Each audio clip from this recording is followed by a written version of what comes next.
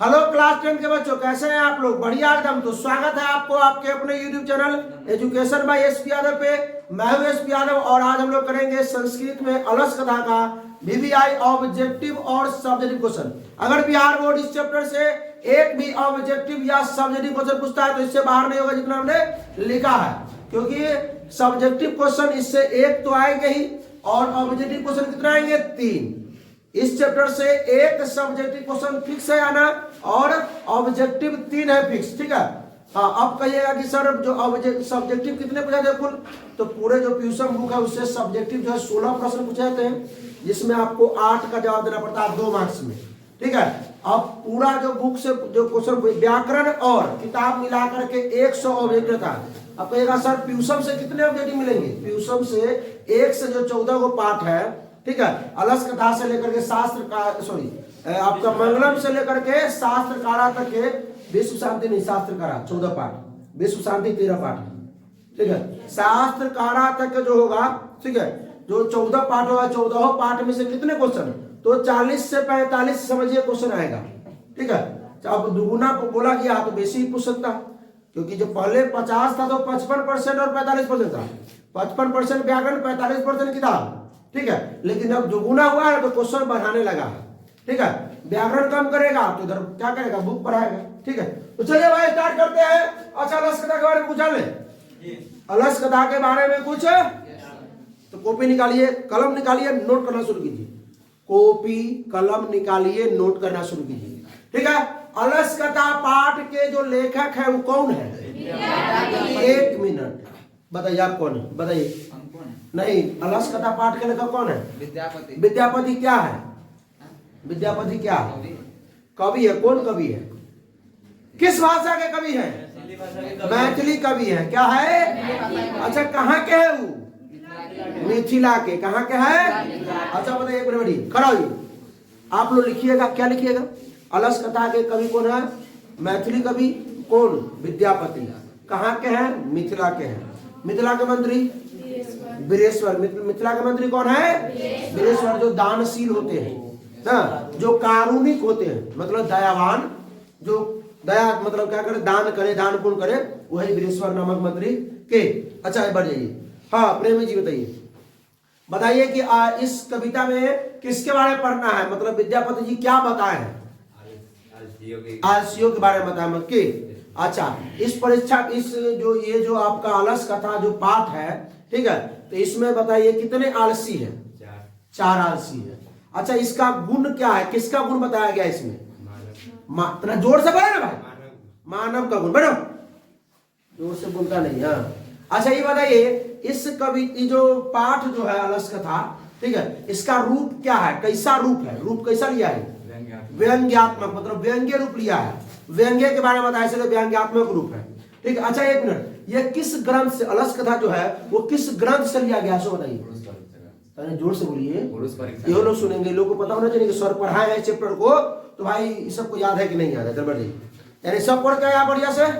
हो गया? कोई दिक्कत? बात समझ में आया? अच्छा ये चीज इस जो ये जो पाठ है, ठीक है, ये जो पाठ है अलस कथा, इससे हमें क्या शिक्षा मिलती है? पीछे कृतिका क्या शिक्षा मिलती है? दोष निराकरण करने की शिक्षा मिलती है। दोष को निराकरण करना, हाँ, दोष को दूर करना, ठीक है। अच्छा, इस कविता में बताया गया है कि मानव का सबसे बड़ा दुश्मन यानी शत्रु कौन है? तुम बैठो, तुम बैठो। हाँ अमन, अमन अमन कुमार पचरुखी। आलस्य। हाँ ठीक है, सबसे बड़ा शत्रु कौन है? आलस्य, ठीक है। बैठिए, तो अब शुरू किया जाए कि अब तो लगभग हो जवाब दे देगा सब बच्चा। आप लोग भी एकदम क्या करना है, जैसी बोर्ड पर क्वेश्चन आएगा पॉज करना है, खुद से आंसर टिक करना। ज्यादा क्वेश्चन नहीं है, 25 से 26 क्वेश्चन होंगे और सब्जेक्टिव भी है इसका, ठीक है। एकदम 5 सब्जेक्टिव क्वेश्चन। कितना क्वेश्चन? 5 सब्जेक्टिव क्वेश्चन आया, उसी में से एक आएगा। चलिए आइए भाई साहब, तो पहला क्वेश्चन हम लोग करेंगे। क्या करेंगे? पहला क्वेश्चन क्या है? आप लोगों को भी मतलब किससे पूछेंगे उसी को जवाब देना है, सबको नहीं, ठीक है। हाँ विपिन जी, विपिन जी खड़े हो जाइए। अलस कथा के रचनाकार कौन है? विद्यापति। विद्यापति कौन है? अलस कथा के मतलब कौन, कहाँ के हैं? मैथिली कवि। कहाँ के हैं? मिथिला के हैं। कोई दिक्कत? मिथिला के मंत्री वीरेश्वर। बैठ जाइए। अच्छा हाँ, बिलेश्वर के बारे में बताइए। तो कारुणिक थे, दयावान थे, जो मतलब क्या आलस के लिए वो दान किए थे, मनवाए थे कि भोजन वोजन फ्री में करवाते थे, वही ना कि आलस पूरा। चले भाई, आलस कथा जो है कैसी कथा है, रुक जाओ, अभी बोला है ना कैसी कथा, उसका रूप क्या है, आलस कथा का रूप क्या है, व्यंग्यात्मक, व्यंग्यात्मक, व्यंग्य रूप है। क्या रूप है? हाँ, बढ़ा जाएंगे। आइए, आप लोगों को मालूम था क्या आलस कथा क्या शिक्षा देती है, आप बताइए। ऐड को आप लोग बताइए क्या होगा, मालूम चल गया? भाई लोग सही बताया है, मंटुआ तुम बताओ। दोष निराकरण के विपरीत बताया है। आलस कथा से हमें क्या मिलती है, शिक्षा मिलती है, दोष निराकरण की शिक्षा मिलती है। ठीक है, आइए पीछे चला इसको करा, इसको अर्चना, अर्चना करा। आलस कथा किस ग्रंथ से उद्धत है, किस ग्रंथ से उद्भूत है, उद्भूत है, मतलब किस ग्रंथ से लिया गया है, किस ग्रंथ से? पुरुष परीक्षा, स्त्री परीक्षा किससे? अरे जोर से बोलो, यही में है लोग सब। हाँ ठीक है, पढ़ के आइए, बैठिए। पुरुष परीक्षा, अरे इसमें तो ऑप्शन गड़बड़ा गया, पुरुष परीक्षा। आइए देखते रहिएगा, टाइपिंग में होता है मिस, एडिटर साहब गड़बड़ा आते हैं कभी कभी। अलसला में आग कब लगाई गई? रुक जाइए, रुक जाइए, रुक जाइए। अब अलसला की बात आ गई। अलसला किसने बनवाई थी? मिथिला के मंत्री बिलेश्वर ने, दयावान थे। उन्होंने देखा कि क्या क्या देखा कि भाई आलसी सब जो है ऐसी भूखे मर जाएंगे, लोग काम करने वाला है नहीं, तो कुछ दान पुण्य कर लिया जाए। अलसला बनवाया, उसमें क्या कर रहे थे? फ्री में भोजन, कपड़ा और मतलब सोने वोने की, रहने की व्यवस्था। अच्छा, इससे क्या हुआ? धीरे धीरे इसके बाद क्या हुआ, मतलब इसका गलत प्रभाव क्या पड़ा? मतलब धूर्त लोग भी जो है वो आलसी बन करके जाकर के भोजन उसमें करने लगे। मतलब जो धूर्त जो काम करने वाले थे वो भी जाकर के क्या बन गए? आलसी बन गए, वो भी काम करना छोड़ दिए। ठीक है, हाँ, फ्री में खाने के लिए। तो भाई साहब, अच्छा अलसला में आग कब लगाई गई, हम लोग को मालूम हो गया? विशाल जी बताइए। जब आलसी सो रहे थे, जब आलसी सो रहे थे, सो रहे थे कहाँ है? जब सब सो रहे थे, जब सो रहे थे, रात में भी कर सकते हैं कि 2 बजे? नहीं जब सब सो रहे थे तब रात में नहीं कर सकते, जब सब सो रहे थे तो रात में ना सोएगा वो? आलसी दिनों में सो सकता है। ओ, आलसी दिनों में सो सकता है। चलिए भाई, अलसला में आग क्यों लगाई? 1 मिनट पढ़ लीजिए ऑप्शन। आलसियों को भगाने के लिए, आलसियों की परीक्षा लेने के लिए, अलसला की संपत्ति को रखने के लिए, इनमें से किसी के लिए नहीं। मीनाक्षी तुम बताओ। आलसियों की परीक्षा लेने के लिए। वाह, जोरदार। आलसियों की परीक्षा लेने के लिए आग लगाई। आग किसने लगवाई? मंत्री बिलेश्वर नहीं, उन्होंने ही मतलब क्या किया था, उनके कर्मचारियों ने वही, हाँ, मंत्री से आदेश रखे थे। मंत्री ये ने बताया था कि जो भाई इसमें जो है गड़बड़ा रहा है, उनके जो कर्मचारी से बताया कि हम लोग तो बनवा दें किसके लिए? आलसियों के लिए, लेकिन इसमें अत्यधिक जो धूर्त लोग हैं वो भी आ रहे हैं, जो आलसी नहीं है वो भी इसमें आ करके फ्री में भोजन करके जा रहे हैं। ठीक है, हाँ, मतलब बहुत ज्यादा इसमें भीड़ लगी। बढ़ जाइए। नेहा सिंह, अलसला में आग लगने पर भी कितने लोग नहीं भागे उसमें से? 4, जो महाआलसी थे। 4 को था जो महाआलसी था। देखिए 1 2 3 4, धीरज जी, अरविंद कुमार, मंटुआ और मुंडन। बड़ी मार मारेंगे। चलो भाई, तो कितने नहीं भागे भाई? अच्छा, 1 मिनट, आग लगने पर भागे नहीं, लेकिन लोग में कुछ वार्तालाप हो रहा था। तो बताइए मीनाक्षी, पहला ने क्या बोला? अच्छा रुकिए, आप लोगों को मालूम है पहला क्या बोला? सुनिएगा, बोलिए पहला क्या बोला? घर में ये कैसा हल्ला हो रहा है, ये कैसा हल्ला हो रहा है। दूसरा क्या बोला? बढ़ जाइए। लगता है इस घर में आग लगी है। लगता है इस घर में आग लगी है। तीसरा क्या बोला अरविंद जी? ये कोई धार्मिक क्या है जो भेजे कमर उड़ा दे। गधा, कोई ऐसा धार्मिक व्यक्ति नहीं है जो भीगा हुआ नीला कम्बल या चटाई जो है हमको ढक दे, उड़ा दे, हम लोग को ढक दे। ठीक है, चौथा ने क्या कहा? चौथा क्या कहा? चौथा, हे बाचालो कितना बोलते हो, चुप क्यों नहीं रहते? हाँ, हे बाचालो कितना बोलते हो, चुप क्यों नहीं रहते। ये चारों मालूम था आप लोगों को? हाँ, तो चलिए आगे बढ़िए। 4 वासी की बात हो गई। आलसियों को शरण देने वाला कौन होता है? कारुणी या दयावान। कारुणिक या दयावान।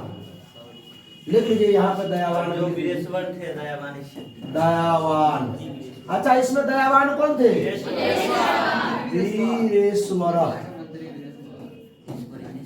वीरेश्वर कौन थे? मिथिला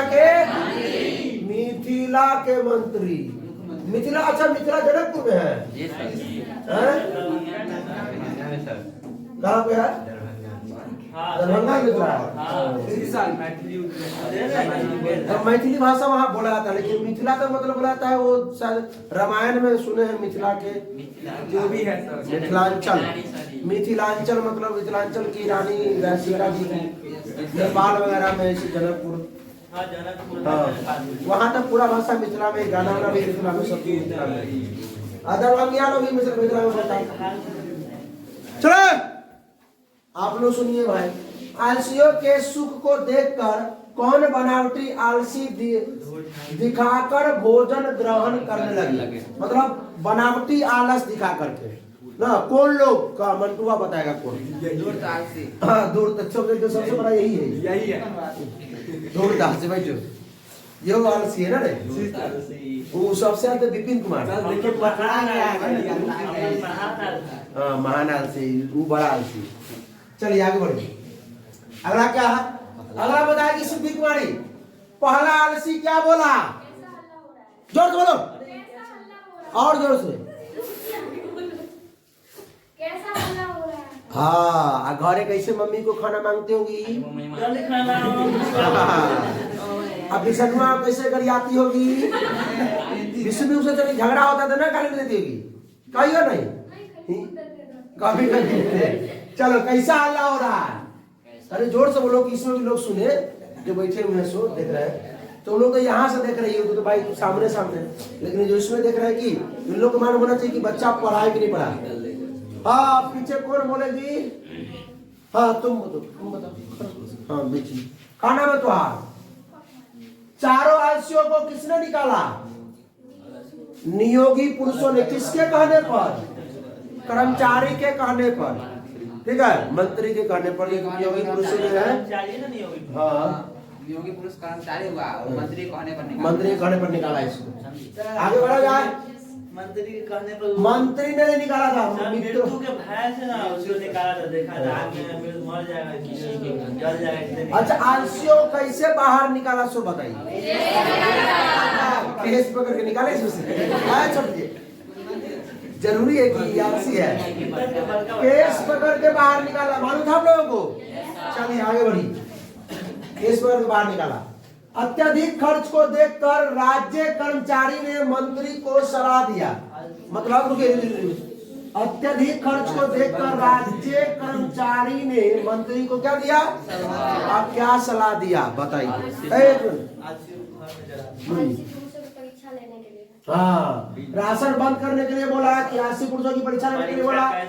हाँ, परीक्षा लेने के लिए बोला। परीक्षा कैसे लिया गया? उसमें आग लगा करके। आग लगाएंगे तो जो आलसी होगा, महान आलसी तो भगवे नहीं करेगा, लेकिन जो धूर्त होगा भागिए जाएगा। हाँ, ठीक है।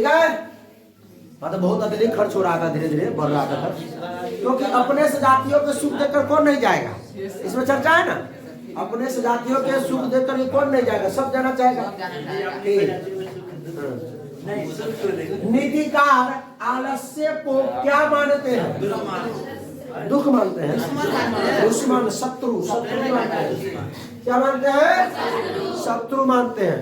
हाँ, संजीत जी खड़ा जी, संजीत जी पढ़ क्या होंगे तो बतेबे करेंगे। नहीं तो संजीत जी भोग के अग्नि से पीड़ित होते हुए भी कौन कुछ नहीं कर सकता। मतलब भूख की खूब पेट जल रहा है, क्या कहता है? भूख से पेट में चूहा कूद रहा है। आएगो मोटू पतलू देखे हैं? खाली पेट, दिमाग की बत्ती नहीं जलती। तो भूख से मतलब जो पेट में आग लगी हुई है, और फिर भी मतलब जो है कौन कुछ नहीं कर सकता है। आलसी जो है वो कुछ भी नहीं कर सकता है। इसमें आलसी से पेटो भर रहता है, तैयो ना बत्ती जलता है। तैयो बत्ती जलता है। ठीक है, बढ़ाइए आगे। अगला है निर्गति लोगों में प्रथम कौन है? हाँ, निर्गति लोगों में खड़ा विकास कुमार। निर्गति लोगों में सबसे प्रथम कौन है? मतलब जो गति नहीं कर सकता है, निर्गति मतलब जो गति नहीं कर सकता है। हाँ नहीं खा रहेगा, ये खा बोला है खा रहेगा। हाँ नहीं खा रहेगा क्योंकि पढ़ के नहीं आया की हाँ आलसी गति नहीं कर सकता, गति नहीं कर सकता। बकलवा कहेंगे बैठो तुम बैठो, खा रहेगा तुम। कहा है दोबारा पूछे, कहा है दोबारा पूछे, बेहुदा कहीं का पढ़ के नहीं है, इतना आसान चेता नहीं पढ़ के आएगा। सारा जवाब दे रहा है, महाअक्रोल सकलोल सब जवाब दे रहा है। आई बकलोल हो गया। हाँ इसमें के भाई लोग सब जवाब दे रहा है। हाँ बताइए, बृहस्पति नामक मंत्री कहाँ रहता था? एक मिनट अंजलि तुम कराओ। मिथिला में रहता था, मिथिला में। ठीक है बढ़िया। मिथिला के मंत्री कौन है? बृहस्पति कौन है? औरो कौन? दानशील कारुणिक। औरो कौन? मैथिली कवि, मैथिली कवि। वीरेश्वर, अरे वीरेश्वर का पूछ ले। विद्यापति, विद्या किसका पूछ रहा है? वीरेश्वर के बारे में। हम विद्यापति के बारे में पूछना शुरू कर दिए। चलिए, वीरेश्वर जो था वो कहाँ क्या था? मिथिला का मंत्री था और ये कारुणिक और दानशील था। विद्यापति जो था वो मिथिला का निवासी था और मैथिली कवि था और इस पाठ के लेखक भी था विद्यापति। बढ़ जाइए तो गड़बड़ा गया सिस्टम ना। हमको लगा विद्यापति के बारे में से पूछना शुरू कर दिए कि धूर्त कृत्रिम आलस दिखाकर क्या ग्रहण करते हैं? भोजन ग्रहण करते हैं। आलस्य दिखा करके झूठ भी जो है मतलब जो धूर्त लोग भी है जो कमा सकते हैं ऐसे थोड़ा तरह वो भी जो है भोजन ग्रहण करना शुरू कर दिए। जा मत तुम कमाओ, बहुत चलो कौन बताइए कौश की जीव किसका सुख देखकर दौड़े आते हैं? अपने सजातियों के सुख देखकर कौन नहीं दौड़ेगा? मान लीजिए कि अगर फ्री में बताना शुरू हो जाए कोई चीज अगर तो तू सब दौड़ेगा। आलसी के लिए, लेकिन मान लीजिए किसी जरूरतमंद को अगर लाभ मिल रहा है तो उस लाभ को लेने के लिए जिसको पास वो चीज है वो भी जाएगा कि नहीं हमको भी चाहिए। किसी जरूरतमंद को कोई चीज मिल रहा है, सरकार किसी को लाभ मतलब प्रोवाइड कर रही है, दे रही है, वितरण कर रही है, तो जो उसके लाभ मतलब लाभांश नहीं लेने वाले हैं वो भी जाएंगे उसको लेने के लिए। ठीक है चलिए, इंदिरावास। शादी ब्याह होगा तब इंदिरावास मिलेगा, मिल जाओ। पुरुष परीक्षा किस भाषा में लिखित? हाँ ये तो हम चर्चा नहीं किए थे, चार्ट पढ़ ले।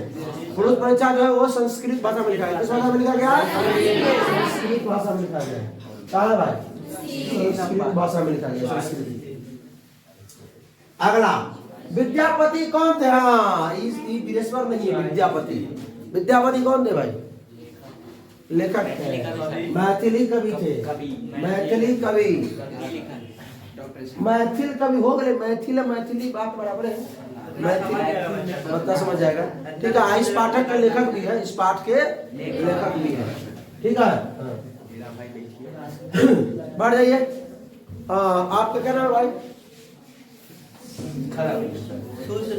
सुमित कुमार। मिथिला का मंत्री कौन है? बागेश्वर। बागेश्वर वाले बाबा वो तो धाम में है। वीरेश्वर, इतना देर में आंसर आएगा। कौन एबीसीडी में कौन वीरेश्वर है? बी। एक हिंदी नहीं पढ़ने आता, खा रखा खड़ा। वीरेश्वर कौन है? डी। हाँ वीरेश्वर। एक विशेश्वर है, विशेश्वर। बड़ा आगे अगला क्या है? कितने पुरुष सोए हुए थे? 4। कितने पुरुष सोए हुए थे? 4। आप लोग को मालूम था क्या? अच्छा ज्यादा सुनो हम लोग आज क्या हो नहीं मजा आ रहा है। मजा आ रहा तो क्या करना है? कमेंट करना है। या ये सर मजा आ रहा है, स्प्राइट भी मंगा लीजिए। वीरेश्वर का स्वभाव कैसा था? 1 मिनट को आप लोग बताइए इस बार वीरेश्वर का स्वभाव कैसा था? भाई लोग बता दिए, अब बता दे। विवाह तुम बताओ। हाँ दानशील और मतलब ये दयावान थे, मिथिला के मंत्री थे। बढ़ जाइए। और तुम बताओ नंदिनी कुमारी। नंदिनी, बालक की गति कौन है? माँ। माँ मतलब माता। बालक की गति माता, लेकिन एक क्वेश्चन और है इसमें। रोशन जी आप बताइए प्रेमानंद आप तो बोलिए ना, ठीक है। स्त्री की गति कौन है? स्त्री की गति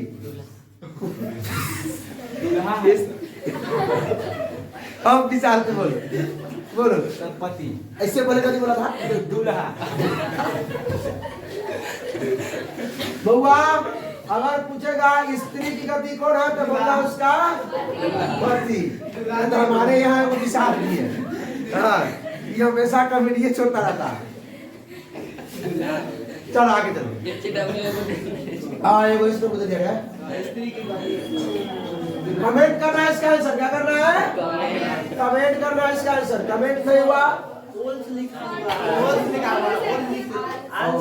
आलसी खाली अबूंगा डाल दीजिए। उसको हटाइए, इधर खींच दीजिए। हो गया। चलिए अगला देखिए।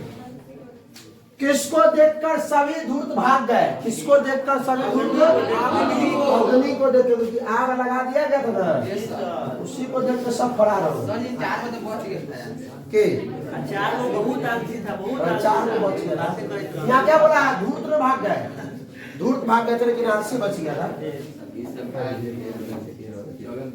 अब आ गया सब्जेक्टिव क्वेश्चन। ज्यादा नहीं 5 क्वेश्चन है, 5 में से 1 आ जाएंगे।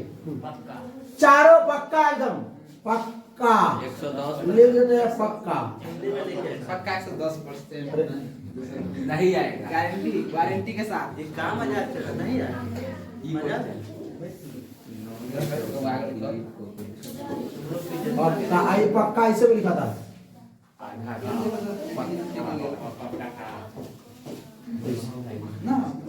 पक्का। चारों आलसियों के वार्तालाप को अपने शब्दों में लिखे। चारों आलसिया क्या वार्तालाप करते हो अपने शब्दों में लिखना है। या अगला क्वेश्चन एक पूछ सकता है कि वास्तविक आलसियों की पहचान कैसे हुई? वास्तव में जो आलसी थे उसकी पहचान तो पहला कह रहा था क्या कि अरे ये कैसा हल्ला हो रहा है। दूसरा क्या कर रहा था? दूसरा क्या कर रहा था कि लगता है कि घर में। तीसरे ने क्या कहा? कोई धार्मिक व्यक्ति नहीं है जो भीगे हुए चटाई या चादर को मतलब कंबल को उड़ा दे की बस डाल दे। इसके बाद क्लास के बाद एक बार विशाल से भेंट कर लेते हैं। चौथे ने क्या कहा? हाँ हे वाचाल कितना बोलते हो, चुप क्यों नहीं रहते?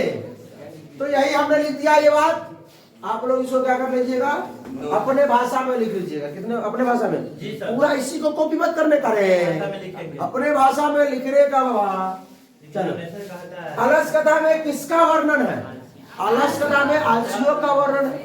कितने आलसियों को? 4 आलसियों। लेकिन अलस कथा का जैसी बात है तो इसके लेखक कौन है? विद्यापति। पर इसमें चर्चा करना पड़ेगा। हाँ अलस कथा पाठ के लेखक कौन है? उस कथा से वाक्य शिक्षा, उस कथा से क्या शिक्षा मिलती है? तो अलस कथा के जो लेखक है वो कौन है? लिखना है अलस कथा के लेखक मैथिली कवि विद्यापति रचित अलस कथा में आलसियों के माध्यम से शिक्षा दी गई है। देखिए जो विद्यापति जो कवि है मैथिली कवि वो क्या किए हैं? अलस कथा पाठ में किसके माध्यम से? आलसियों के माध्यम से कुछ शिक्षा दी है। क्या शिक्षा दिया है? उनका भरण पोषण कारणशीलों के बिना संभव नहीं है। मतलब दयावान के बिना जो आलसी है, वास्तव में जो आलसी है उस दयावान के बिना संभव नहीं है, कारण के बिना। अरे विकास करा होता बैठने के लिए कौन बना तुमको? उसको नहीं दिखा देगा तो हमसे पूछेगा कि तुमसे पूछेगा? आएगा तो तो नहीं दिखाई दे रहा है। ये वो सवाल नहीं जवाब देगा मतलब बैठ जाएगा। ऐसी स्थिति में कोई दयावान ही उनका व्यवस्था कर सकता है। अर्थात ये तो मतलब अर्थात आत्मनिर्भर न होकर दूसरे पर निर्भर हो जाते हैं। कौन? आलसी। आलसी जो है वो दूसरे पर निर्भर। इसको अपने भाषा में लिखेंगे। ठीक है आइए अगला प्रश्न 3 नंबर का था अलस कथा का क्या संदेश है या इससे क्या शिक्षा मिलती है? अलस कथा का क्या संदेश है और इससे विद्यापति क्या संदेश देना चाहते हैं, इससे क्या हमें शिक्षा मिलती है? अलस कथा पाठ की विशेषताओं का वर्णन अपने शब्दों में करें। इसकी विशेषता क्या है? तो अलस कथा के संदेश है कि आलस्य एक महान रोग है। आलस्य क्या है? इसमें ये लाइन जोड़ना है। अलस कथा पाठ में मैथिली कवि विद्यापति यह बताना चाहते हैं कि जो आलस्य है वो क्या है? एक महान रोग है, मनुष्यों का सबसे बड़ा शत्रु है। ठीक है, अगर हमें कुछ पाना है, हमें किसी ऊंचाइयों तक पहुंचना है, तो हमें जो है आलस को त्याग करना चाहिए, त्याग देना चाहिए।